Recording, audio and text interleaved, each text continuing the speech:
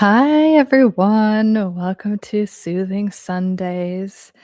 How are you? Let me know in the comments. Let me know your intentions for the week.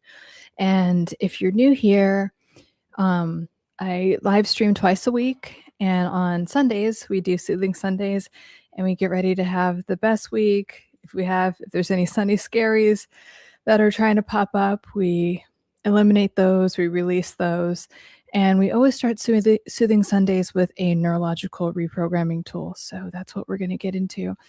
And I always get a lot of requests. And hi, Bob. Nice to see you. Nice to have you here. So we're going to do another inner child technique for the neurological reprogramming tool. And I can't speak highly enough about inner child work. In psychology, it's called family systems. If you look up family systems, and how it got discovered was this psychologist was working in a mental health facility, and he started to notice that as people sat with themselves, kind of not in isolation, but they were just a lot of exterior stimulus was away. They're like, there's these people that are alive inside of me. There's just these dormant parts of me that are waking up. What is that? And so with more discovery, it was discovered that it was these different parts of the person when they were at different ages, like when they were 8 years old, when they were 10 or 16. And then within that inner child framework, there was also discovery of inner parents. And so you have this whole system within you that most people don't even know about it. But when you access it, what I love about it as a technique is that when you access it, especially if you're willing to, it can really shift and it could really heal and release things so quickly. And a lot of times it will bring a lot of elation or tears will come up, but there's a lot of like good release that is associated with inner child work. So the part of inner child work that I'm going to talk about, because if you're new to inner child work or you've been doing it for 10 years, this is always a good thing to practice, which is getting to know your inner children. So what you're going to do is, preferably with your eyes closed, so you could just go within, and also feel free to do this when you're triggered by something, when you're upset, when you're scared, when an old pattern keeps repeating itself in your relationships, around your health, wealth, relationships, career, anything that's coming up. If you have that same pattern, use this technique as well. Or if you just want to get to know your inner children on a deeper level. So you're going to close your eyes. And if you are triggered, ask yourself, what part of me, what child within me is triggered right now? Is it the 8-year-old that didn't get the attention that they needed? Or was it the 10-year-old that got abandoned for some reason? Or the teenager that was never seen or heard or was always misunderstood? And that feeling of being misunderstood is like very much being triggered right now. What version of you from the past is being triggered, or their needs are not being met? And just see what comes up. You don't have to think about anything. Please try not to think about anything. Your brain might want to logically just ask and see what comes up, and see which versions of yourself, little versions of yourself, come forward. And then ask that version of yourself, the 8-year-old, the 10-year-old, or whatever, how are they feeling? Just ask them how they're feeling, and ask them what they needed that they didn't get then and now. Just those two things. Ask them how they're feeling, and ask them, what is it that you didn't get that you need right now? And then can you provide that for them? Even if it's like a hug, even if it's saying, you are amazing, you are the best, you're a star, whatever. Or what comes up a lot with my clients is, you know what? You're just a kid. Just go play. You don't need to take on the responsibilities of what your parents are telling you to do, or your alcoholic mother. You don't have to take on any of those responsibilities. That is not your responsibility, because a lot of us were parentified children, which means you took on too much responsibility as a child. So can you tell that part of yourself, you know what? Right now, I got this. It's actually 2026 now, and you just get to play and be creative and be whatever you want to be and be relaxed. And I'm telling you guys, because these parts of you live in different parts of your nervous system and in your body, I've had people my clients, and certain pain will go away in their body. Certain anxiety that they've had forever will go away. And it's just like, oh, I just have this irrational anxiety that pops up. When you start talking to your inner children and reparenting them, these things just dissipate, and it brings you to a baseline state of peace. So get to know your inner children. And the more and more you do this, you won't have to close your eyes or anything like that. You could just talk to them. You could be in the kitchen and talk to them about whatever. You could be driving and ask them what they want to do. Ask them if they're worried about the week for whatever reason. And be like, and tell them like, oh, you don't need to be worried about the week. I got this. You're taken care of. You're safe and you're loved. All the things that maybe you didn't hear or you needed to hear more of, or you need to hear now. So that is inner child work. I mean, inner child work is so vast, but that is always a place where you want to start. And I'm telling you, no matter how much you have done it, if you have, always go back to that. Always go back to that and getting to know them and getting reacquainted with them. And even if you talk to one of your inner children a lot, they have more to say. They are really like these alive parts of you in there. So I can't speak highly enough of it. And it's a really good way to get to know yourself. And I think that it could cut down on months, if not like years of therapy. That's why I'm always trying to introduce it to my clients if they're open to it as quickly as possible. And it's also a way, if you are new to therapy and you're open to it, it's a good way to know yourself, because a lot of people, sometimes people come to me and they've never done therapy before, and they're like, I don't know, I never thought about this stuff. I'm just like, walking around living, so it's a good way to do the internal work and get to know yourself on a deeper level. So incorporate that this week, talk to your inner children, get to know them, and let me know how that goes. Hello, everyone. My Evie, love your videos, love you, keep up the good. Oh, thank you so much, my Evie. Nice to have you here. Hi, Rob. Hi, Special Ops.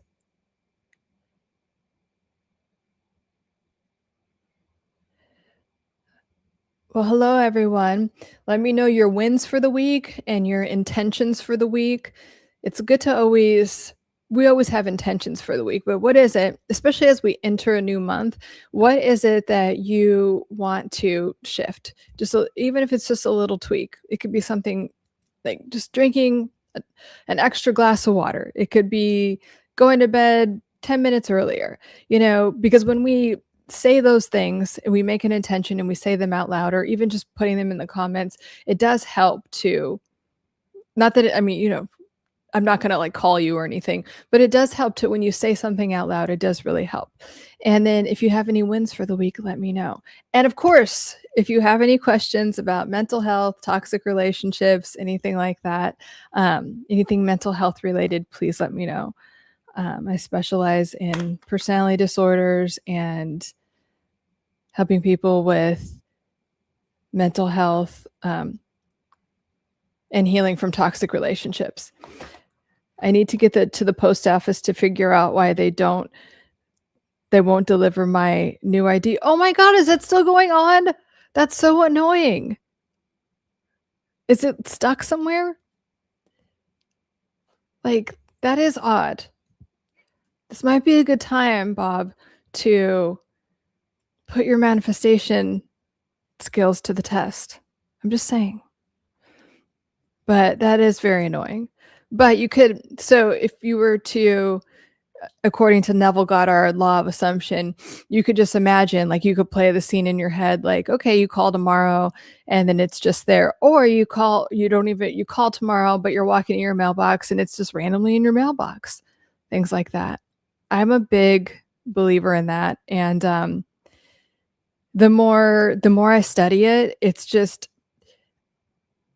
it's become very obvious to me that there are elements of society that is very actively trying to suppress that, to suppress how powerful our mind is. And like I always tell you, whether, even if you're Christian, like, it's all over the Bible, like, be transformed by the renewal of your mind. Ask and it shall be given. Knock and the door shall be open. So it really is that easy. And I just really believe that, a miracle only takes a moment. It only takes a moment to shift things, but we have to be open to it. We have to be receptive to it. Yeah, it's so frustrating. I talked to someone on the phone and mail forwarding is causing problems, I guess. I don't want to go in and talk to someone in person. Yeah, I wouldn't either. What, do you have to go to the DMV to do that? Like, where would you? Ugh, that's terrible. But I'm going to help manifest it for you, that you wake up tomorrow and it's just in your hands somehow. Doesn't even matter. And that's the biggest part of manifesting. And there's so many like direct correlations between manifesting and psychology, because just so you know, because sometimes people ask me like, why are you talking about that? They are the same thing. And it's really just being called something different. But anyway, if you can get into that state where you really assume that it's taken care of and that it's already there, and then living from that state, then it will be reflected in your reality. Another way I've heard it described, or it was taught to me, is like that your reality is a projection, right? So think of like you put a new movie on, like you're in a movie theater, and then the movie that's playing the film is being projected onto the screen. So it's like if you put in the movie that, okay, my ID finally came, like the hero's journey of like the ID finally came somehow. I don't have to worry about the how, because it just all fell into place. But if I just put that movie in and assume that I don't have to worry about the how, that everything fell into place for me, and I can project that into my mind, and the screen being like your 3D, your reality, it will come in. So just putting that out there.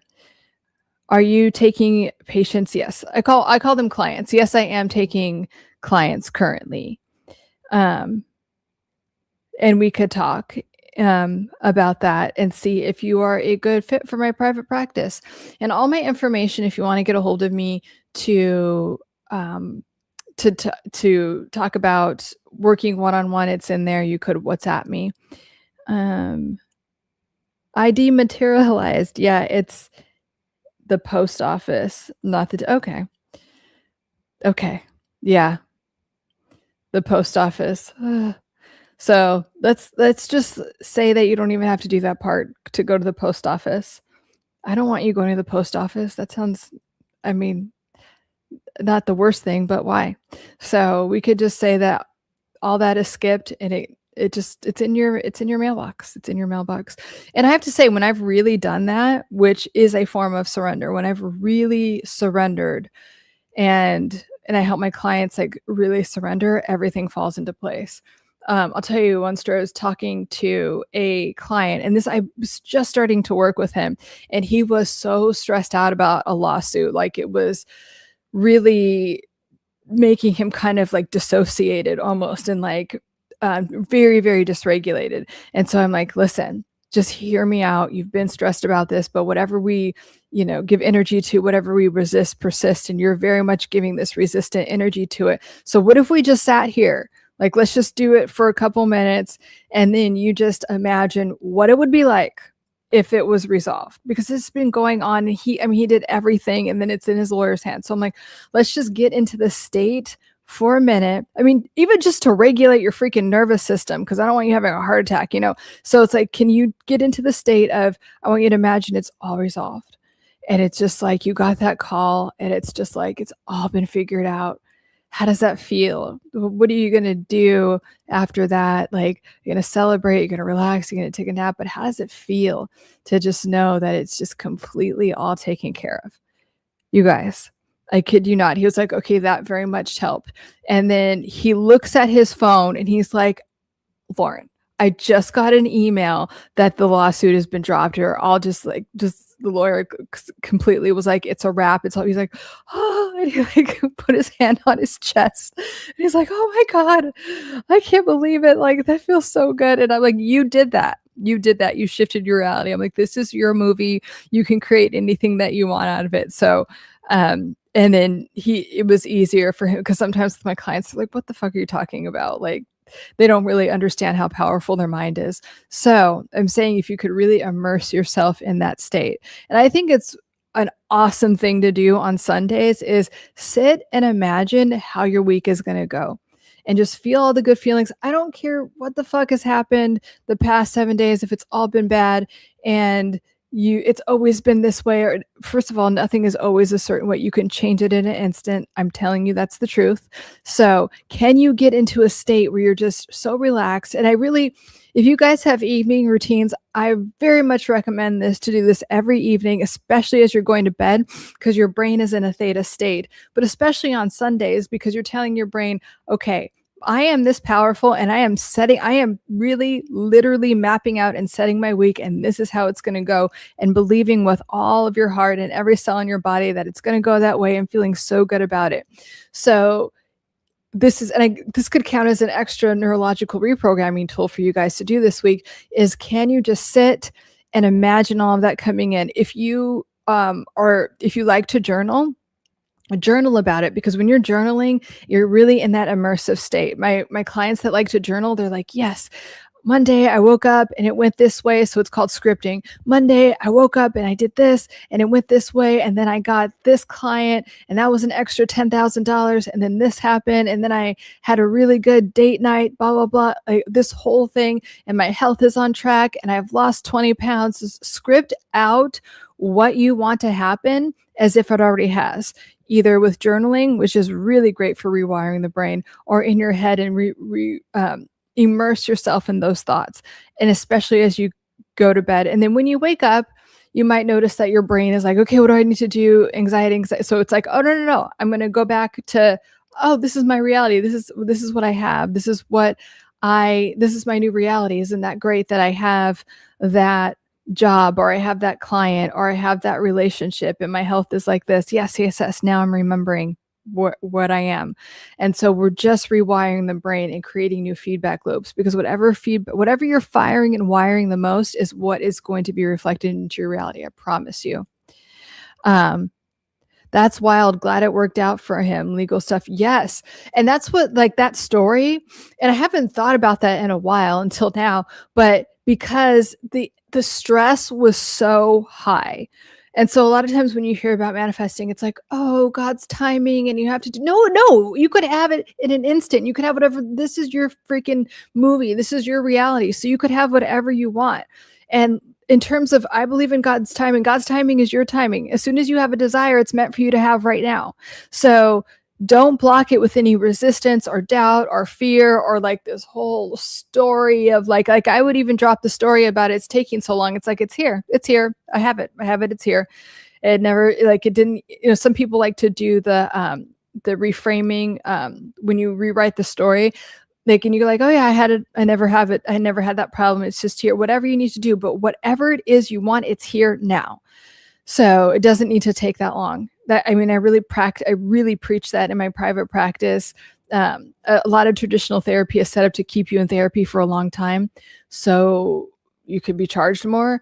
But I want you to have results like that. And I have clients that I've had for like 10 plus years, but we're always working on something new, and it's super exciting. So just keep that in mind. Miss Clayton, hi J-Ro. Shout out to Miss Clayton, y'all. Just did a 3-minute run and hot room for meditation masseuse tomorrow. Nice. Or massage tomorrow. That sounds amazing. I love that. That's awesome self-care. Yeah, that is all very good self-care. So yeah, let me know if you have any questions about mental health, toxic relationships, healing from toxic relationships, and anything. Everything I do is neuroscience based. So I'm helping you guys rewire your brain, regulate your nervous system to get the results that you want. And another question I had this week that I get often, but someone wrote in the comments is it okay for me to not date for a while? Especially after a toxic relationship? Yes, I recommend you not dating for a while. One, you need to just reset your nervous system, just like on a biological level, because especially in a toxic relationship, people that are toxic, the narcissists, borderlines, like all the cluster B, whatever, typically have a very intense scarcity mentality. So there's not enough love, you're not enough, all of the things. And we need to completely detox ourselves from that scarcity mindset, that scarcity energy, and also that chaotic, like associating love with chaos. So we really want to take time to be by ourselves. Please don't jump into a new relationship because you're just going to repeat the same things. And often when you're right out of a toxic relationship and you try to date, you're attracting the same thing because really everything is energy. So you're vibrating out inconsistency, toxicity, trauma, and probably like a deep longing. When we have a very like insecure, deep longing, we don't attract stability a lot of times. So yes, we want to be by ourselves, and we want to do it in a very loving way, not a fuck that, everyone sucks, love isn't real, so now no, that's not what I'm talking about in terms of being by yourself. We're not doing it from a bitter place, and we're not doing it from a depressive place. We're doing it from, this is the ultimate form of self-love and self-care, and I'm going to give all of that energy that I gave to the toxic person, the energy vampire, I'm going to pour that into myself because I haven't done that in a while. And so it's going to feel foreign. But I'm telling you, when you know how to do that, when you know how to love and pour into yourself, you will attract people that love and pour into you. That synergy will be there, and you won't have any tolerance for anything else. You will attract healthier when you can do that. And when you are in a relationship, especially a healthy relationship, you're okay being alone, or you're not always worried about the other person. You're not kind of trying to control or manipulate. All of that toxic energy is gone, and it's replaced with this deep feeling of peace, and which can deepen the love and intimacy. So yes, please take time to be by yourself. Mark, the hardest thing I had to do was master vibrational discipline. It felt enough pain. I felt enough pain to realize that it only makes everything worse regardless of what's going on. I refuse to fall below neutral. Yeah.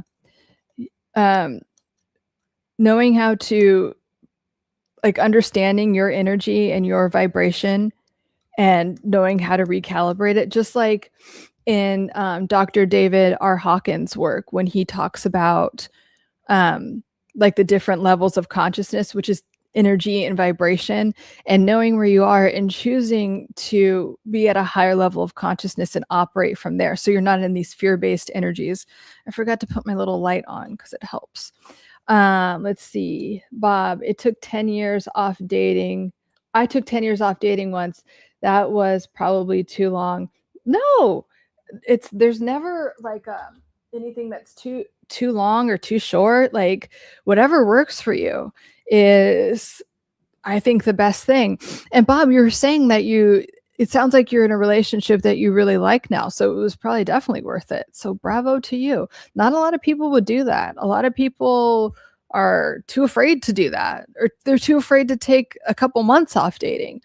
Especially emotionally immature people that feel like they need to have someone, so it looks a certain way to other people because they think other people are thinking something about them. If they're not constantly with someone, like, other people are going to think that I'm not lovable if I'm not constantly with someone, or it's an ego thing. A lot of narcissists do that. They always have someone in the background to get their ego needs met because they can't be alone. So there's so much healing that can happen when you're alone. So bravo to you. That's amazing, Bob. J. Rowe, some things are still haunting me from my past, and I'm trying not to let it bother me, but it's hard sometimes. Thanks for the shout out. Well, here's the thing about that, J. Rowe.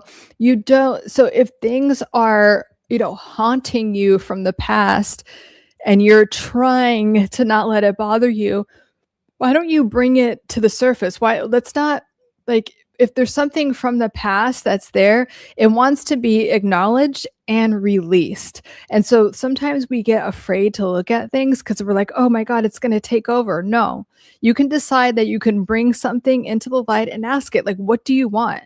What is unresolved here? because I am ready to release this. And that thing from your past is ready to be let go. If it's haunting you, that means it's like, hey, it's your part of your brain telling you like, hey, there's this thing in your mind or subconscious mind that wants to be released. You don't need it anymore. It's not serving you. And it's a good sign because you're not suppressing it. When we suppress things from our past too much and we're choosing to be unaware, they get stored in your nervous system and they create disease. They create neurological issues. They create like all kinds of health issues.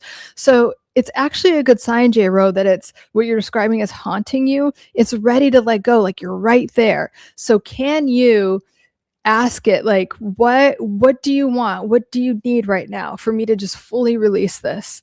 And I do think like the way you're wording it, it would be good to work with someone. But if you're doing this by yourself, can you write about it and ask like, by the way, this is my life and I'm no longer allowing you to haunt me, whatever it is from the past, and I'm ready to fully let it go. So what do you need me to acknowledge? What do I need to give?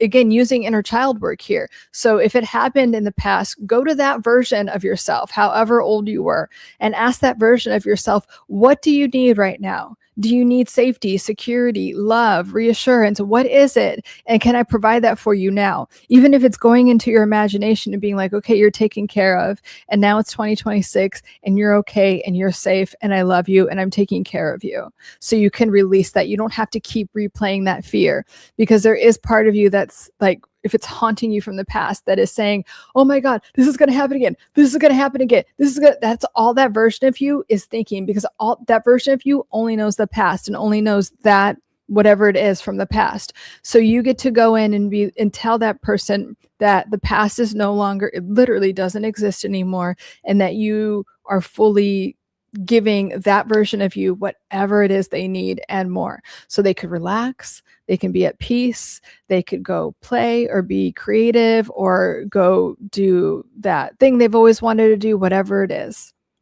How does that sound, J-Ro? Fried chicken yesterday.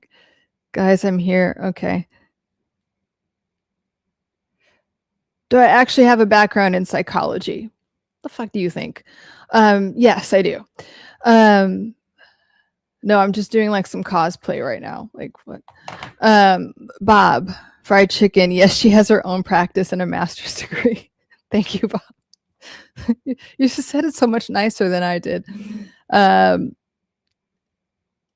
No, I'm not, dude. Like, I also like have a background in quantum physics and neuroscience, so whatever.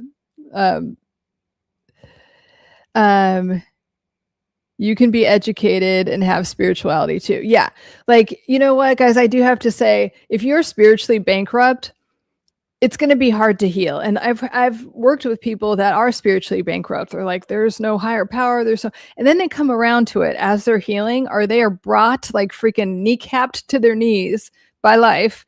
And then it has made them aware of the fact that there is a higher power that is taking care of them, that is helping guide them, and that you get to, again, like the levels of consciousness, you get to ascend the levels of consciousness by understanding that there's a higher power, and your ego mind, your inner critic isn't doing it. It's like really hard way to live life, and we're not meant to live life that way. And when I am talking about spirituality, I'm not really talking about any type of religion. You can incorporate it into your religion, but I'm just talking about like energy and things on a more quantum physics level. And but they do directly correlate to God and higher power. Hi, Street Cat, how are you? Good to see you. Hi,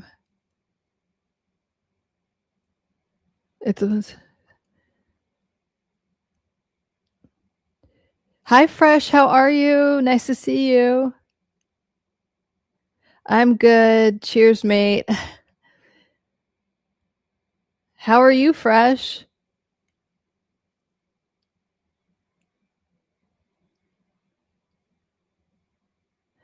Street Cat, just listening in. All right. Yeah, let me know if you have any questions about mental health, healing from toxic relationships, personality issues. I used to specialize in, I mean, I still, I think do what I think everyone should have kind of a background in how personalities work, but I used to be a personality profiler for the federal government, so I do have like a little bit of a, maybe more than other people. So if you have any questions about personalities, let me know. I consult with companies to help people that have difficult personalities and help them work well together. Bob, LOL, you misunderstand the sassy nature, fried chicken. You know what? I don't know. I feel like people like that are just time wasters. Like, I'm here to help you. I'm here to provide a nice, safe space for you to talk about things. And I feel like people like this are just like energy vampires. Like, we can stop giving him energy or her energy. Matthew, happy are those conscious of their spiritual needs, since the kingdom of heaven belongs to them. Yes. And the kingdom is within, like, everything is within you as well. Thank you for writing that. And I'm a big believer in, and it's said in different ways. Like in psychology, it's said in a different, like the kingdom of, like, everything you need. That's how powerful your mind is, you guys. If anything, I really want you to know how powerful your mind is, and that you can be, do, or have literally anything that you want by rewiring your mind and your nervous system in a way that's serving you. So, and in a way that empowers you, because a lot of us come into this world disempowered in some type of way, whether it's through abuse or trauma or just things that are, some of my clients, they have very well-meaning parents, but their parents maybe had lived through a war, and they're like, life is always this way, everything is scarce and everything. So getting out of that scarcity mentality. But once you shift that, you can have anything that you want in life. I really know that for sure. My dear, it's Judy. Hi, Judy. The higher power correlates with what scripture says, what humans need in order to have true fulfillment. Love you, Lauren. Oh my God. Hi, Judy. Judy took my course, the Healing from Toxic Relationships and Narcissistic Abuse, a while ago. And she, like, her progress and everything is amazing. And she's just an amazing person. Hi, Judy. It's so good to have you here. Love you. Let's see. As mentioned, I'm 7 months single on purpose and just focusing on me. I love that, Street Cat. Yes. Really, it does help so much. And it sounds like you're in a place, like a really good place, Street Cat, where you can focus on yourself. That it's the hardest thing to do sometimes, because first of all, literally the limbic system part of your brain, there's these certain parts of your brain that are firing, and like they're so addicted to the old relationship, or even though it was so toxic and it could be extremely abusive, but there's parts of your brain that are still addicted to that. And then you have another part of your brain, the singular, the ACC, it's this long word, the anterior cingulate, whatever. But there's another part of your brain that fires very much in that I just said, the ACC, that has to do with unfinished business. So it's like, we need to finish this, and there's nothing ever really finished, but the part of your brain is like, oh my God, we need to finish this, and it can really affect your nervous system. So the more you separate from the toxicity, the stimulus that was setting that off, that you will regulate so much faster. So I'm proud of you, but that first initial stage of separation does take so much courage. So I'm proud of you, Street Cat. That's awesome.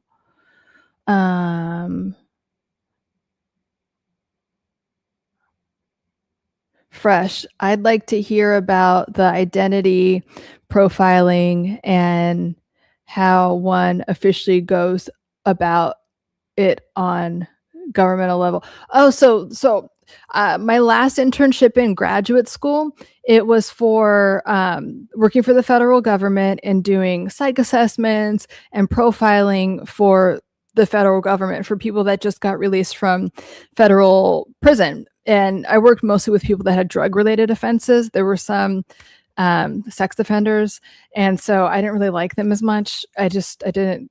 Their brains are different, and yeah, so they're really hard to work with, and they don't want help, which is sad and a whole other subject.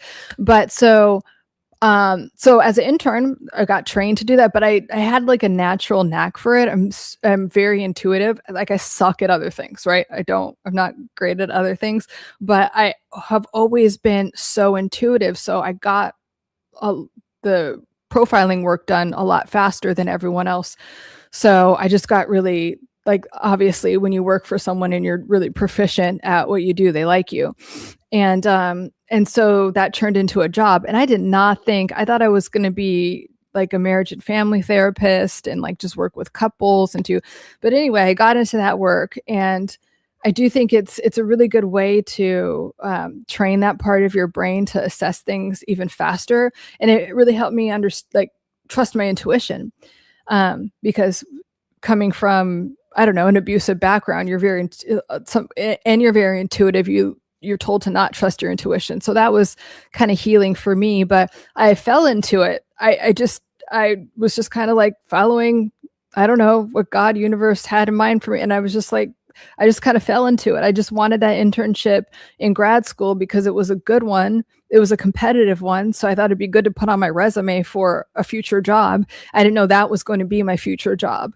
And which I did for like a couple years. I was working like 60 hours a week. Sometimes it was like, it was too much, but it taught me a lot.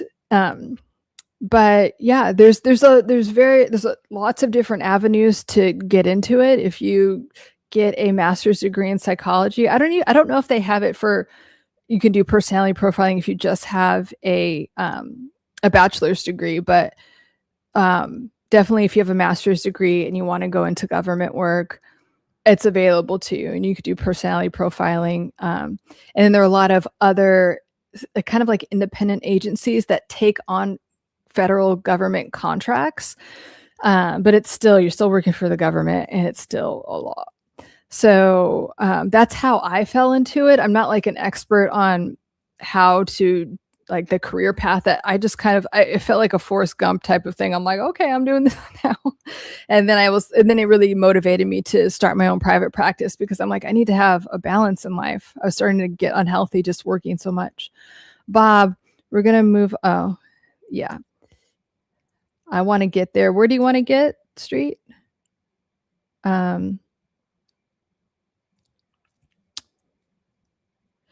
Do you have my moment?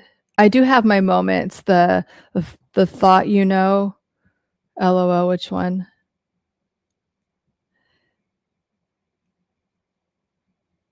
Yeah, I got the unfinished. Yeah, but been reading now. Been reading now. It's not real. You can mindset. Yeah, you can. Please know how powerful your mind is, you guys. You can rewire it to have whatever you want. That's what I'm here to help you understand in any way that I can. You might be able to help me with a current situation. Then I have a friend who spent a long time in prison, has addiction issues, and a lot of paranoia. Yeah, he showed up yesterday unannounced, high and suicidal. I don't know how to help him. I had him move his car, and he never came back. Oh, so he's just in a very highly impulsive state. I'm worried about him, but think a welfare check might cause more problems. Sorry for ramble. No, that's perfect. Thank you for the details, Bob. That's a really hard place. And then also, if he just got out of prison, he's probably and then you said has addiction issues. So he's extremely dysregulated. And you can see when someone is that impulsive, he was, yeah, you said he was high when you saw him. So it's hard and impossible to rationalize with someone when they are in that state, and not even just rationalize, but help someone when they're in that state. I would, okay, if he just got out of prison, he probably, like if he just, wait, who spent, he spent a long time in prison. Because I was going to say, if he just got out of prison, he has a parole officer, and I would definitely tell the parole officer about that if you could find that out, even though it would suck in the short term for him. But how long has he been out of prison, Bob? Has addiction issues. And yeah, so a lot of people, when they have addiction issues, they do this thing at different points in their addiction where they're really high, and it's a form of like actually wanting help but not being in a place to receive it. So they'll show up really high and drunk and be like, I need help, or even kind of like be like, I'm going to kill myself, like that type of thing, because they do want help, but they're not fully like hit rock bottom yet, which is so frustrating for everyone around them. Like if you have a friend that's like this, and it's like, I don't want you to kill yourself, can you please be ready to have the help? So if you can talk to him, Bob, like, and by the way, a welfare check, I think you can just call the police for that, to do a welfare check. You could call them and say, this is what happened, and can you do a welfare check? So you don't have to do it in person, because especially if they're a friend, it could cause more problems, that like undue stress that you don't need. And on it, if he's high, he shouldn't be driving. So that's another reason to call the police, honestly. But because he could really have killed himself or someone else. But of course you're worried about him. He's been out of prison for a few years, but thinks the cops are out for him and old gang stuff. Well, yeah, the cops are going to be out for you if you're driving around high. And typically, you haven't done much healing if you get out of prison, because I've seen there's two types of mentalities, honestly, when I worked with ex-cons, and it's either they're going to go, you could tell they're going to go right back.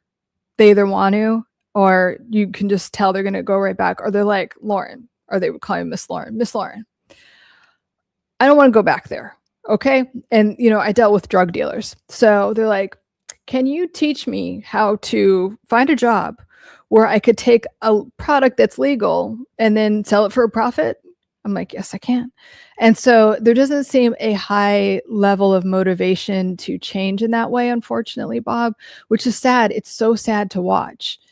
And it's a hard thing to keep your boundaries around, especially if you are empathic or someone that wants to help. But that's why I'm hesitant to do a welfare check. Yeah. It doesn't sound like he fully is ready for that. Because when people are fully ready, they'll call and be like, I'm so sorry, I fucked up and I can't live my life like this anymore. I'm just worried the cops, when he's high, he's going to freak out. Yeah, he'll probably freak out. Yeah, because he's doing illegal things in front of the cops. But we can't be worried about if he freaks out, because I'd rather him freak out than kill himself or someone else driving around high. And by the way, when you are like this and ruining your life, you need to have a freak out moment. You need to have a rock bottom moment. You really do.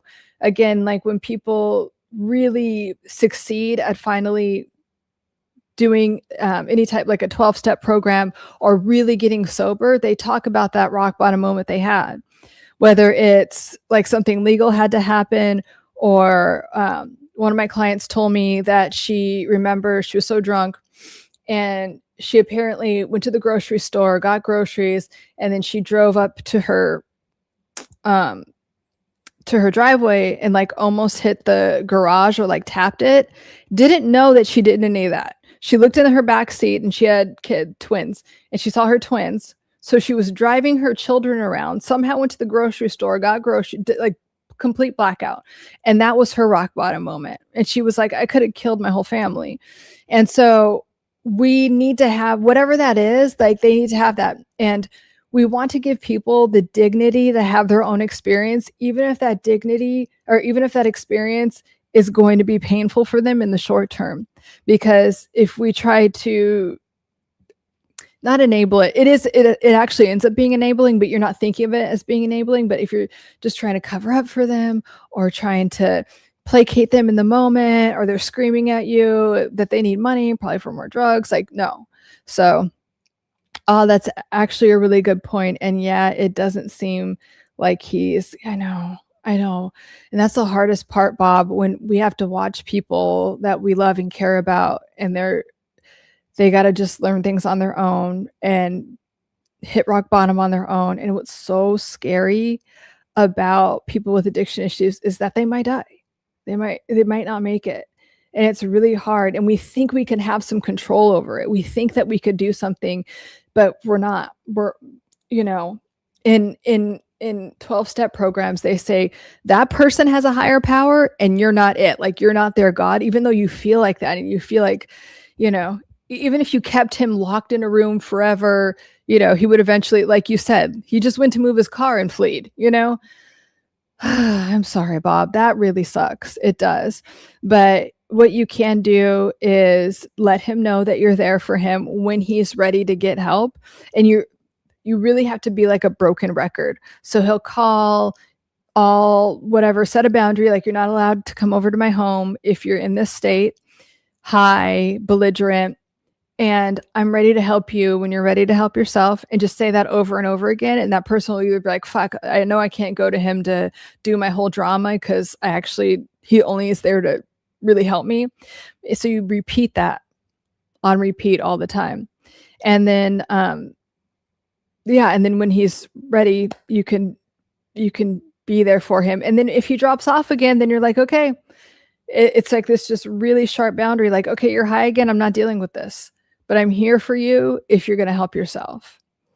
So, wow, that sounds like an intense job. It was fresh. It was intense.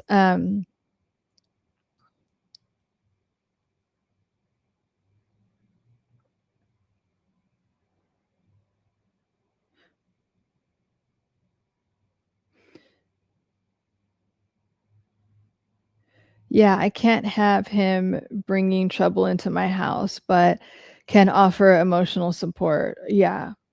And letting them know that you're there for that, because people that are deep in their addiction, they don't want a solution yet. And a lot of times, like, people, like, so addictive behavior, people that are deep in their addiction, it very much mirrors narcissism. And a lot of people that are narcissistic, there's a comorbidity with different addictions, because narcissists have so much pain, so they numb out with different addictions all the time. And then people that just have addictions, it looks so narcissistic because the only thing that they care about is getting high or drugs or money, or that is the only thing that they care about. Okay. And I have heard stories of, like, people, like, whatever, doing crazy, like, to their kids or whatever, just to get whatever money for their next high, or, like, they are so deep in their addiction that they don't give a fuck about you. They want to come in, create chaos, get what they want out of the situation, which is probably money or some form of enabling. And if they can't get that from you, then fuck off. And, you're watching a friend suffer and you actually want to help them, and it's sad. So keep that in mind too, because sometimes we get so worried, or we just take on like an undue amount of responsibility because we're worried about them. So know that they get to live their own life.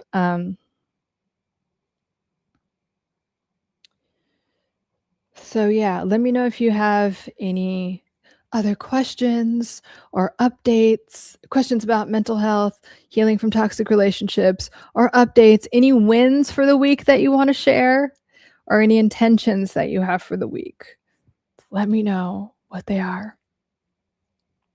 And if you're new here, I live stream twice a week on Wednesdays at 6 p.m. Pacific and Sundays at 5 p.m. Pacific. And this is Soothing Sundays. I'm going to see if I have any comments I forgot about.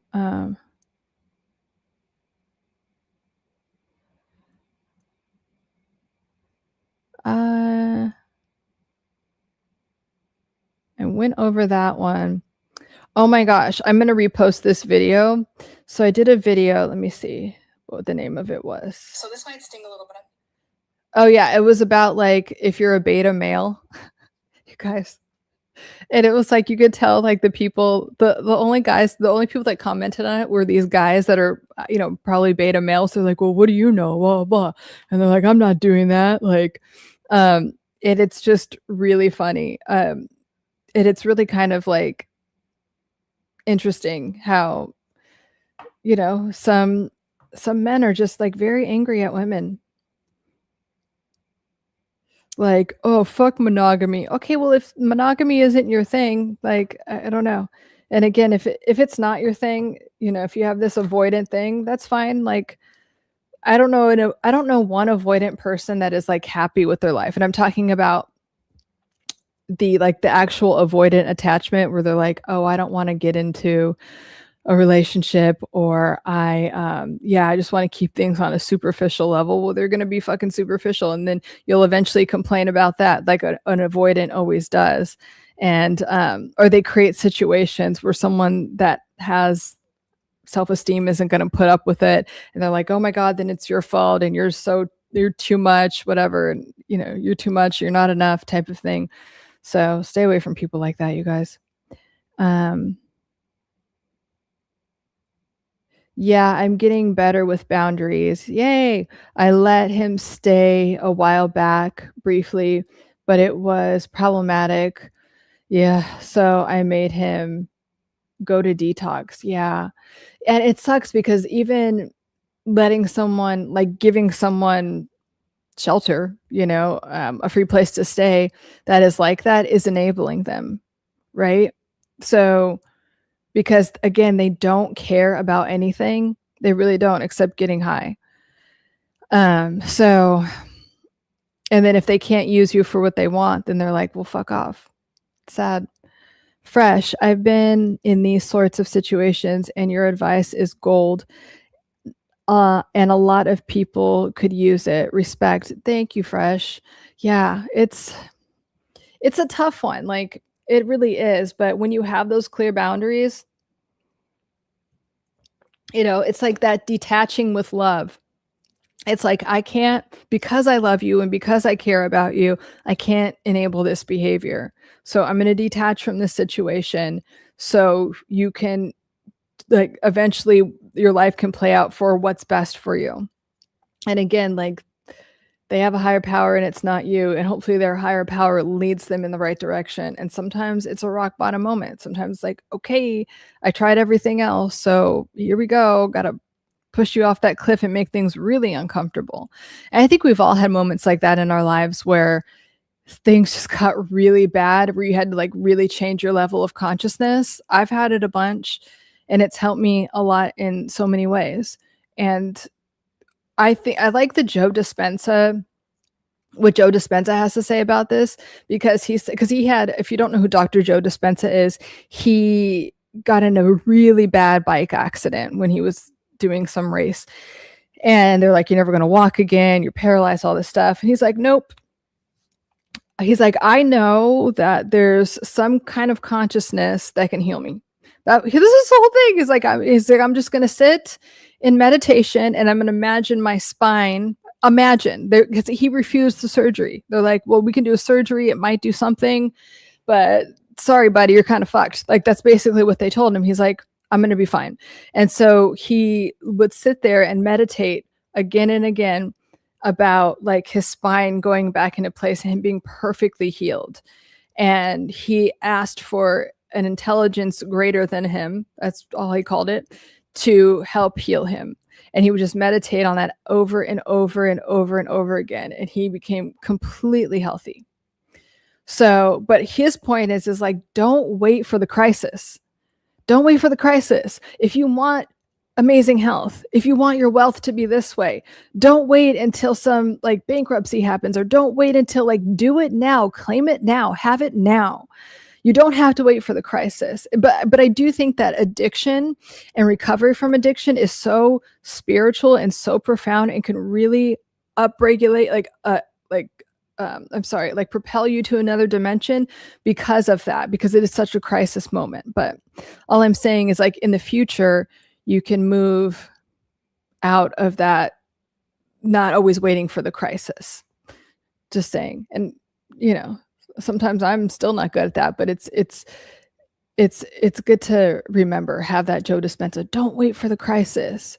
Always be moving towards what you want. And just really not even moving, like just embodying it, just claiming it and feeling all the feelings of what it is to have now. That's all he did to heal his spine. I mean, he really went into it. I doubt they are. I have to convince themselves, I think. Sound advice, exactly what I needed to hear tonight. Sorry for, you're not monopolizing anything, Bob. Like just like Fresh said, like there's so many people that are affected by, addiction. And so it's really good. And it could be addiction to porn, shopping, gambling. It could be anything. So it's really, it affects so many people. So it's an excellent, I'm so glad that you asked. I tend to give long-winded answers, but I try to be thorough and without filler words, which I'm still working on. But yeah, like, thank you for asking it. And so I hope if someone else is watching this or on replay, or if I make a whatever of it, that it helps other people. So thank you so much for asking, Bob. It was a really excellent question. Judy. Okay. So after healing from my past marriage to a covert narcissist, I've recently found out myself actually drawn to men that churn out to have avoidant attachment style. Does that mean I myself am a bit avoidant or emotionally unavailable? Excellent question, Judy. So covert or overt narcissist, both of them typically have an avoidant attachment style. So they can do the love bombing thing and fake that they're just so, oh my God, we're so intimate, we're so connected. And then they're like, get the fuck away from me, because they are uncomfortable with themselves. So of course they're very uncomfortable with intimacy, because what does that mean? That means that someone really sees you. And narcissists have so much guilt and shame and really do think that they're pieces of shit. They have the lowest self-esteem of anyone. So they're like, terrified of intimacy because they don't want anyone to really see them. So they have an avoidant emotional attachment style. And so if you are, I love this question because it's completely being curious about yourself and also taking accountability. You're not doing the whole like, oh, fuck everyone's no. So you're able to ask yourself, okay, if I have this, if I'm noticing that I'm attracting avoidant people, does that mean I'm emotionally unavailable? It does. And that's okay. That means part of you that's probably unconscious is, and by emotionally unavailable, it could mean that I'm afraid to be seen in this way because I haven't been seen or heard in the past. And anytime that I attempted to get my needs met in a relationship, I was punished, I was hit, I was shamed, whatever it was. And so your nervous system can associate being in a relationship or love with being like not safe or being harmed in some way. And so, but you don't consciously know that. But if we bring that to consciousness and it's like, oh yeah, in the past, maybe you had a narcissistic parent and it was all about their needs. And if you tried to say something, they'd be like, shut up, or like, that's stupid, or whatever, you were shamed, whatever it is for you. So you learn to pretend like you don't have needs, or you learn to shrink down, or you learn to like not say anything. So in adulthood, you might have forgotten about that, but you're attracting avoidant types who can never give you that, because if someone gave that to you, you're associating it with danger. So there's an opportunity, Judy, to look at that and be like, okay, there is a part of me that's not fully available to receive the love that I logically want. So where can I find out where I'm believing a lie, where I'm believing something that's not true, which is like love is unsafe or love is unstable or I'm unlovable. It could be a myriad of things. Did someone tell you you're unlovable? What lie are you believing about, specifically to you, about relationships and intimacy and having your needs met in a relationship? There's something there, or there's a few things that your inner critic or a narcissistic parent, like your inner critic is within you, but it's just old record, like an old feedback loop or a whole old message playing from things an abusive parent told you or somewhere in there that isn't true. So can you identify that? Can you do some soul searching? Can you write it down and journal about it? And since you like, when you buy my course, and if you take my course, you have access to it forever. So, and I have like a library of neurological reprogramming techniques in there. So many. So you can go in there, because if you're like, oh my God, I don't even know how to think about this, go in there. There's a ton of journal prompts. But for this specifically, the journal prompt, or the thing I would ask myself is like, what lie do I believe about me in relationships? Or that it's like love is so hard to find, or it's if I talk too much, like they're going to shame me in some type of way. Like, what would it be like, Judy, if someone completely showed up for you? Would you feel like that you owed them all this stuff and that you had to overperform and do all of those things? Or could you just be in your feminine energy and just like receive that? Feminine energy is like the receiving energy. So like, could you just receive that love and like knowing that you're worthy of that? So you could just receive that love or that good treatment without like feeling like you owe him something. You know what I'm saying? So I would start there. But yeah, and it's not like you are emotionally unavailable. It's not like label yourself that way. It's just an opportunity to release any blocks around that, or any old beliefs, any lies that you're believing about intimacy. So you're not emotionally unavailable. It's just, there's just some stuff that you get to release because it's not serving you anymore. Maybe at one point, like you were a little scared girl and you needed that, but you don't need it anymore. Now it's getting in the way. Now you're ready for a real healthy relationship. These moments are God ordained because they force us to see the reality of situations, and in that realizing, we come to an opportunity where we must decide what happens next. Yeah, exactly. Pouring it out. Yeah. They are divine interventions for sure. Protective, not reactive. Well said, Pouring. Yeah. Welcome, Pouring. NLB. Yeah, for real. I'm still struggling after 20 years, various drugs and addictive activities. You cut off one head and another presents itself with it. Okay, I want to say something about that. You cut off one head and another self. It's not really that. It's like if you stop one addiction, it's not even about the behavior. We have to really, the behavior is like the easiest part. And anyone will tell you that. Like when people get sober, it's like, it's not even about the behavior. It's dealing with what's underneath it, what you were trying to numb out. And so you won't have to cut off one head and another will appear, because if we don't heal and release that feedback, that addictive feedback loop, then yes, it will loop itself. It will just reroute itself quickly into another addiction.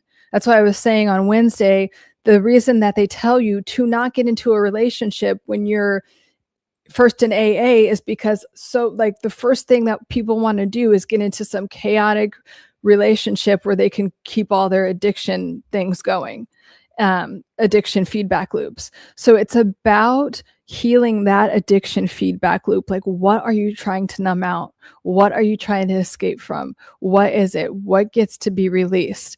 So it's really NLB. It's really about releasing that addiction feedback loop. And I promise you, not another head will present itself. So, and if you could conceptualize it that way, that I'm holding this energy that you can release of, I don't want to look at something, because remember, addiction is the inability to, the addiction is like the resistance. It feels like an inability, but it's like the unwillingness to be in the present moment. That is what addiction is. You're trying to numb out. You're trying to live in the past or the future. Like you're trying to numb out. So can we be in the present moment, and whatever feelings are there, can we feel them? Can we feel vulnerable? Can we feel anger? Can we feel whatever it is? And make space for them and release them. We don't have to identify with them. We could release them. But I promise you, if you can really work on your addiction, like that, where that addiction feedback loop is, what you're numbing out, you can release it forever. If you are familiar with 12 steps, you can do like a 12-step program for the addiction, but also go to Al-Anon. Al-Anon teaches you about relationships. It's the basis of everything. If you really want to get deep, go to ACA, Adult Children of Alcoholics, and I think everyone should be in ACA. It's pretty deep though. It's gnarly, but in the best way. I mean, it's like, woof, you really get to the bottom of things. Bob, sorry to hear that. Neil, I feel for you. I've seen people live happy, productive lives post-addiction. I have too, Neil. Neil Bog, sorry. Like, and that's why I'm saying not only like live the best lives. I have so many friends and clients that are like, my life is way more fun than anything. Like anytime I've ever been high or whatever, like I have so much more fun now than when I was drinking or getting high. It's like your life can be so good. You have so many good things ahead of you, and really healing from addiction is so profound. It's like a spiritual awakening, and it's really the best thing you could do for yourself. So I feel like you made those comments and are hearing what you're hearing now because you're ready for that shift.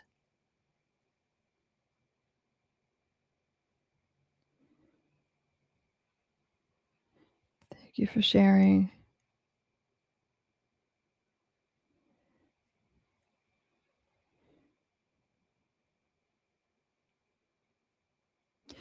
Think of it as your heart being a field with soil.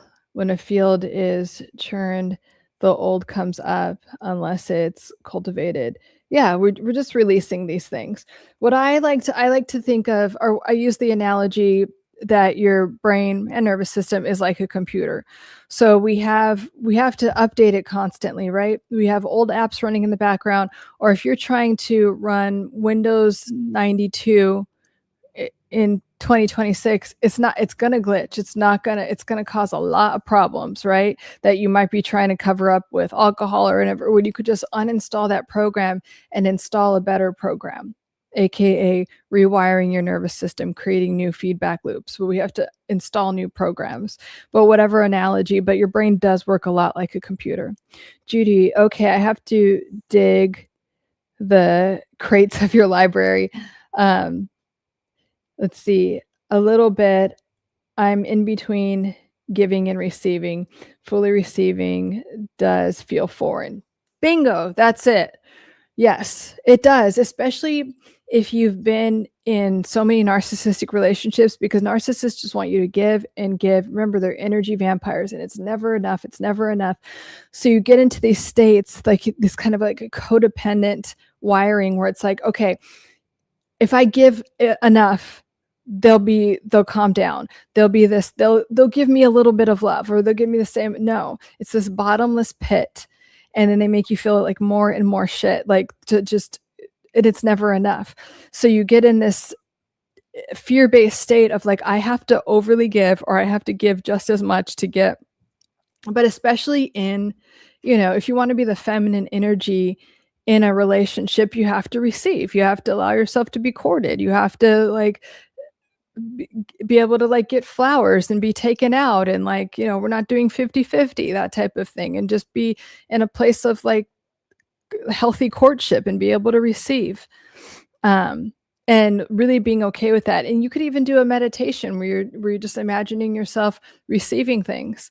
And we all have masculine and feminine energy within us. And I'm always encouraging you guys to access your feminine energy, especially around money. Money is a feminine entity. It's actually a feminine energy. So if you can be in a state where you get paid a lot to whatever you do, however you're contributing to society, that you get paid really well for that. And that like money isn't a struggle, and that people appreciate you. So however it is, like, you need to receive.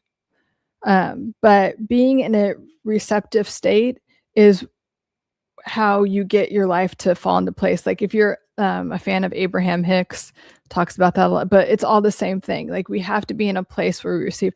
I'm telling you, if you have a desire in your heart, it's because God wants you to have it, and it was divinely placed in for you to have immediately. That is what a desire is. It's like, oh, you're supposed to have this now. So we have to, but our logical mind, our fear-based mind gets in the way. It's like, well, how's that going to happen? We got to do this. No, you get to have it now. So, but we have to understand that we're inherently worthy of that. There's nothing that you have to do. You don't have to lose any weight. You don't have to get this degree. You don't have to do any of this extra shit. You get to just be. You just get to have things because you exist.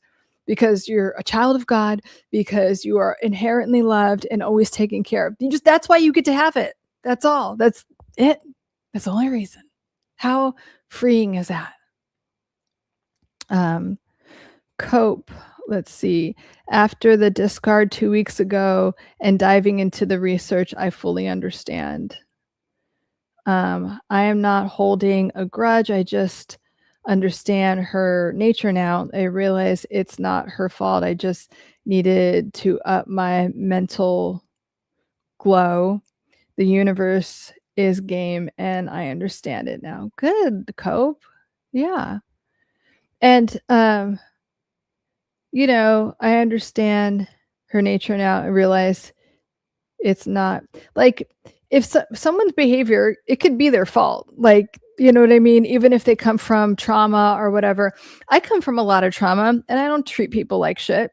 I don't. I mean, I've treated myself like shit, but that's still my fault. That's still something I get to work on. So we can all take responsibility for our behavior. You, Cope, and whatever she did, it's her fault. Like, she could take accountability for that. She might not be someone that does, but you keep your side of the fence clean, you stay in your lane, and that's all that matters. But I just think it's a little dangerous to be like, oh, it's not her fault if she was the toxic person. I'm assuming like she's a toxic person that was doing certain things and you went out of your way to understand. Good. I'm glad you did. But now, she can, whatever she did, she can take responsibility for. Both parties can. I found big book meetings helpful when it comes to AANA. The big book, I don't care if you drink every day or like you're clean and sober for like 80 years. Like, the big book is like a really good book. Just in general, I'd recommend reading it. They actually focus on the healing process rather than the war stories. Exactly. And that's, even if you go to meetings, it's kind of a rule there. We don't get into like, oh yeah, this happened, and like, because that's not focused on the solution. It's very solution based. That's another thing I love about 12-step program. It's like very solution based, not blaming anyone for anything, not thinking about the past or like glorifying the past. It's solution based. So yeah, Bob, I completely agree with you. Street Cat, yeah, for real, it's never enough. Yeah.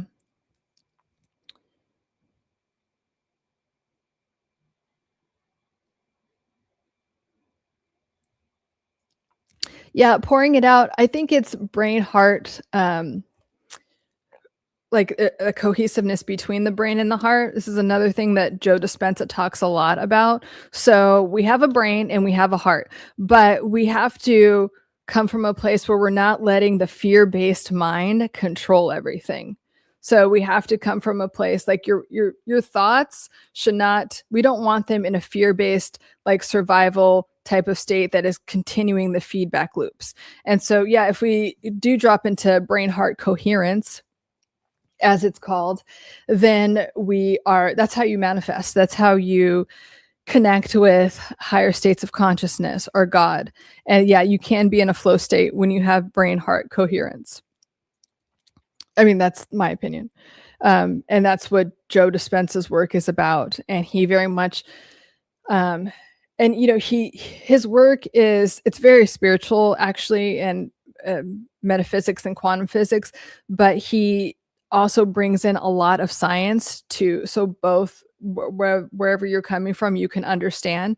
So if you're just all like spiritual or what people call woo-woo, or if you're completely like, I need the scientific proof, boom, he has both. And because it's been scientifically proven. But yeah, if we have heart coherence, then we get whatever we want out of life. Bob, you deserve better. Yes, you do, Cop. Respect for your compassion and understanding. Yeah, in that, exactly, Bob. Yeah, you do deserve better. And we don't need to like do that too much for people that have victimized us. Like, oh yeah, I understand. They just had a really bad life. And, when I first get clients, they're in that state. Sometimes I'm like, we don't need to make excuses for them. We've all had bad things happen to us, but yeah, we don't need to completely do that for someone else. Everyone gets to take responsibility for their behavior. No, I don't have a Discord. Discord's a lot for me. It's like, it's crazy up in Discord. But I am thinking about, I actually have the community up. It's in Go High Level, and it's called Infinite Self Society. There's just nothing there, but I have my courses there, but I want to make it like a whole thing where you could just pay a membership and have access to the courses. And so we'll see. I can't wait to be at your free level. I can't feel it from your energy. You mattered. What are you saying, Street Cat? I can't wait to be at your free level. I can feel it from your energy. I don't know what that last word is. But if you're talking about being like unbothered in that level of freedom, you will definitely get there. Bob, I don't believe so, but Discord isn't a bad idea. Oh my gosh. I'm in a few Discord things, and it like, I don't know, kind of gives me anxiety. I'll think about it. Because Discord is, I guess it would be more accessible than, because the high level thing, the app for it, I forget what the app is called. It's called something, but you have to download that app. It's kind of like school. It's Go High Level's thing, but first, like, it's Go High Level's version of school, and that's where my thing is now. So it's just not that popular. So I'll think about it. Let me meditate on it about Discord, and then we'll go from there. Thank you, Street Cat. If that was for me. Oh, beautiful message, Lauren. Feel very guided and helped. Oh, you're welcome, Judy. Love you so much, Judy. So good to see you. Big Pontiac, how are you? Greetings, checking in. I'm solid, but love your giving. Oh, thank you, Big Pontiac. How you doing? She did not take responsibility after my research. I understand and know I'm not going to teach her anything. You're not going to teach these people anything. That's good awareness.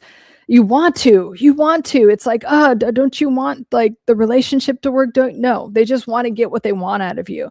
So you want to teach them because you feel so hurt and you thought you had something real and you thought the person that you fell in love with that doesn't exist, like you want that person back. They don't care. It's really sad. They just want what they want out of you, and that's it. And if they can't get it, they're just going somewhere else until they burn that person out. It's more like I'm the one who took the time to research and understand. Good. And now, Cope, you just get to focus on you and thinking like and re-establishing your standards and your boundaries in relationships. Write it all down. I mastered it. Oh, sorry. Okay, gotcha. Gotcha, Street Cat. Discord can be intense. I feel you. Yeah, it is intense. It's like, I have to turn it off sometimes, but then I'm like, oh shoot, I hope I didn't miss a meeting because I'm in a group for this thing I'm in a group for like these brand deals I have through TikTok, and I'm like, oh my God, it's just a lot, That's why I'm thinking if I did like a community, it would just be more structured. And my idea with the community is to, again, you could do it would just be like a monthly membership like anywhere from like $33 to $100, like whatever you want to pay.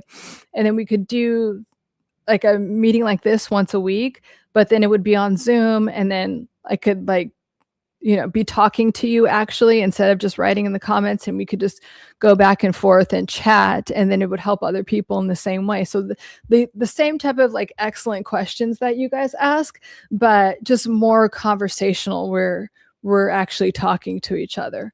Discord is a lot. If you're too many servers, you can have people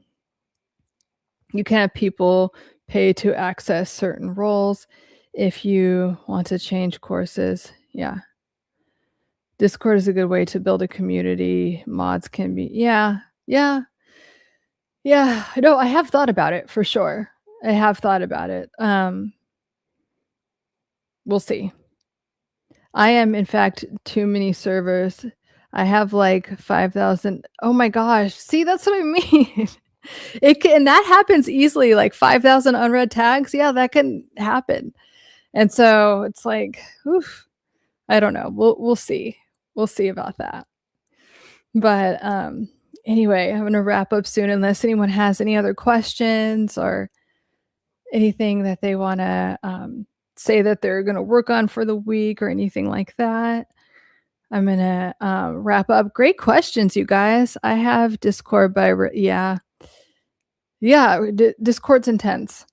But I would like it. It would be like I do think about Discord because it's like, it's great seeing you guys here and like to continue the conversation and create that community. So it is like every time I go live, it's making me want to create a community more. And so, yeah, I would like that. It would be nice to like continue the talking and I do that with my clients. Like I talk to my clients. We have a session once a week, whenever their session is, and then we talk throughout the week. And so, I think it would be a good way to have. I do want to have some type of community. It's happening. I just have to decide if I want it on the Go to promote the Go High Level. I can't remember what it's called. Or if I want to do Discord. I can't. I'll share it with you guys on Wednesday. The community that I have set up right now, it's just that there's nothing there. So I only pay attention to like 3, but yeah, me too.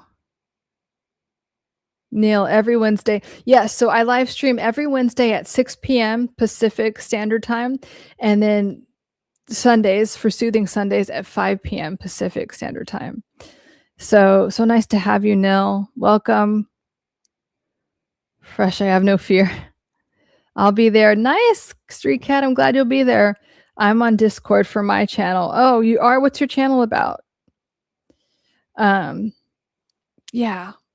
Let me research it. Let me meditate on it. Because, yeah, I know a lot of people really like Discord, and we'll see.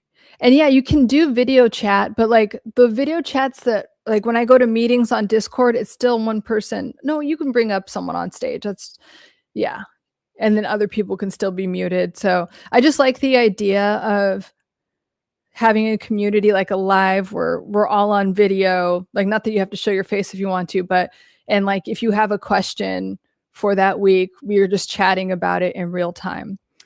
But I do want it to be like some type of membership, even if it's just like, you don't even have to pay that much, but just something. So yeah, we'll see. This one, I run my own game. Oh, nice. Okay, you run your own gaming channel, Street Cat. Help me work on myself, actually. This helped me. Okay, nice. I'm so there if you do a Discord. Okay. It helps. You can have multiple camera or single host camera for chat. It depends on the settings. Yeah. Okay. You guys are trying to convince me to do Discord. Yeah, it might be. And because you can access, I could put my courses on there. So yeah, we could do that. And then maybe for like the unpaid, like there could be just a free version, and then the paid version would have all like access to the courses. And I'm just thinking in real time with you guys, access to the courses, and then that would be where we would do like live chats for the paid version. So yeah, let me think about it, because that was my idea for the community. But I don't know why Discord, like, I don't know. I was gonna do school, but then I'm like, I have Go High Level anyway, and so like that platform's the same as like the school, so I'm like, I have it there. But anyway, I'll give you guys the link to. There's really nothing on there right now, but yeah, maybe I'll do a Discord. We shall see. I don't want it to be, I don't know, but like I do know that if it's, and I teach you guys this, like it is more energy for me. So I do want it to be something that like the membership that people would pay for, because this is what I do for free. And but yeah, I would want something like that in place. So I'm not stressed about it, Bob. I'm just like thinking it like what would be best. It's totally up to you. LOL. Don't stress about it. You know where to reach me if you. Oh, thank you, Bob. Thank you. You're so generous. And so let's thank Bob again for moderating this and keeping the streets clean up in here. Really appreciate it. And talking to that fried chicken guy earlier, appreciate it too. That was very helpful. Thank you so much, Bob, for helping us out or helping me out. And like, thank you so much for your generosity. Time Space Entanglements, your Sunday program is wonderful. I learned so much. Keep doing what you're doing, Lauren. Thank you, Time Space Entanglements. I appreciate that. And I'm so glad it's helpful. That's what I want to do, is help you guys. What does that say? Jabbar. Hi, Lauren. FYI, have to say that God isn't. I just have to say that God isn't excited about Discord. That said, please keep bringing your community together. Okay. It's a pleasure to help. Genuinely, I gain a lot from the lives. Oh, thank you. I'm so glad you do. That makes me happy that you gain a lot from it, you guys. Thank you. And thank you, Bob. So appreciative. Nil, I value your work. And if you're helping me in life, I'd definitely want to compensate you. Absolutely. Oh, okay. Thank you. I used to be a Discord mod too. Okay, fresh. Appreciate the chat tonight. It's been awesome and wholesome as usual. Oh, I don't get called wholesome a lot. Thank you.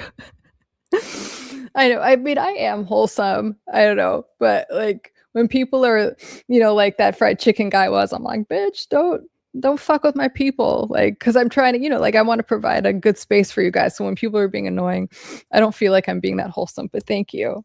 I mean, I do have like a wholesome heart, like in general. Thanks, Bob. Appreciate you. Yes, Bob, we love and appreciate you so much. Also, if you need extra mods with heavy loads, I'm open. Mod several channels already. Wow. Okay. Thank you, guys, but love your work and channel either way. Thank you. Okay. Okay. I'm getting more open-minded to the Discord thing. Thank you, Street Cat. Thank you. I am wholesome. You're just sassy sometimes. Doesn't take away from the wholesomeness. Thank you. Appreciate that. Thank you. I am sassy sometimes. We can be both. We're a lot of things all at once. Okay, well, I'm going to have updates for you guys on Wednesday about Discord versus the other platform. And I'll let you guys know. because this is good. I have been putting it in my consciousness to have this community, and I really, because I love like communicating with you guys. This is so fun, especially you guys are from like all over the world. Sometimes it's so fun. So yeah, it would be nice to. And what is nice about Discord is it's like you check the messages whenever So if people are from Ireland or different parts of the world, you could just check it at any time. So. Yes, and who knows, maybe I could just do both platforms because I'm crazy like that. Thank you, Lauren, for letting us know. You're welcome. I will definitely keep you updated. More updates on Wednesday. Yay. I'm going to move that to the top of the list now. A lot are on Patreon now too. Oh, okay. A lot of YouTubers are on Patreon, or I don't really understand Patreon.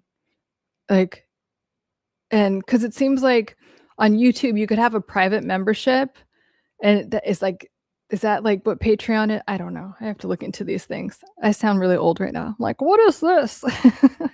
But I do know Discord. But Patreon, does it allow you to have that like interaction the same way? I don't know. Or maybe there's an app and like you can communicate the same way and I just don't know about it.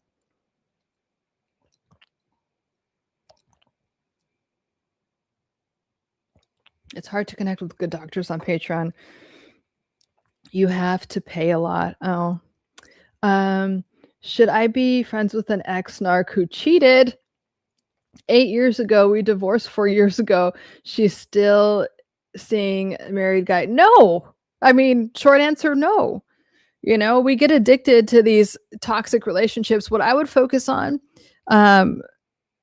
saggies, whatever, I'm just going to say sag, but like, you need to focus on you. Like, no, we don't hang out with people that did that and to us or other people.